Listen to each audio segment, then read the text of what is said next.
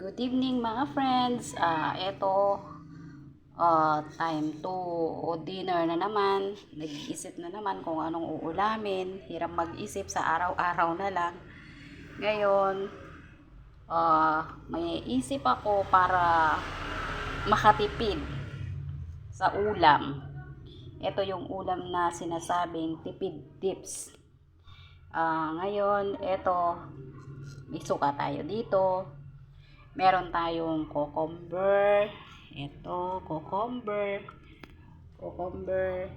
Ayan, hiniwa ko ng maliliit. Parang ensalada, ganon. Tapos, naghiwa din ako ng kamatis, sibuyas, sili. Ngayon, gagawa na tayo ng sausawan. Itong sausawan na to, suka yan ng binili kong isasawsaw dyan. Para makatipid tayo, yan na rin din ang gagamitin natin. Ngayon, sa panlasa natin, syempre tayo, iba-iba yung panlasa. Dadagdagan natin ng medyo matabang siya. Ngayon, dadagdagan natin siya ng konting asin. Lagyan natin yan ng konting asin para medyo masarap-sarap ng onte. Lagyan natin ng asin. Tapos, lagyan natin ng paminta, konting asukal, at saka lagyan natin ng asukal. And then, halo-haloin lang natin yan.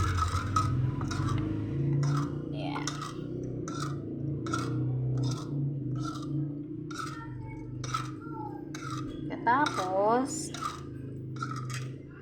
ilagay na natin tong kamatis, sibuyas, at sili. Pagsama-samahin na natin yan. Mga friends.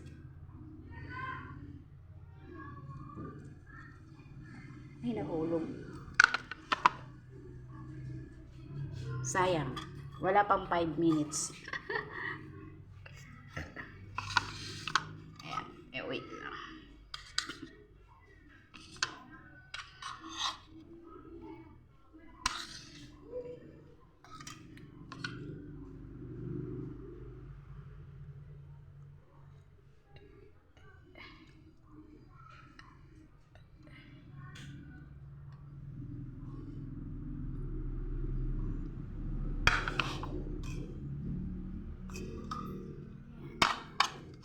And then, ilalagay na natin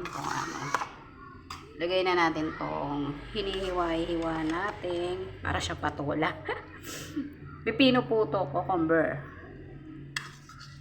Iniba ko ng style ng hiwa para ibang style naman. Kasi karaniwang ginagawa natin, di ba, yung bilog. Ito naman ganito.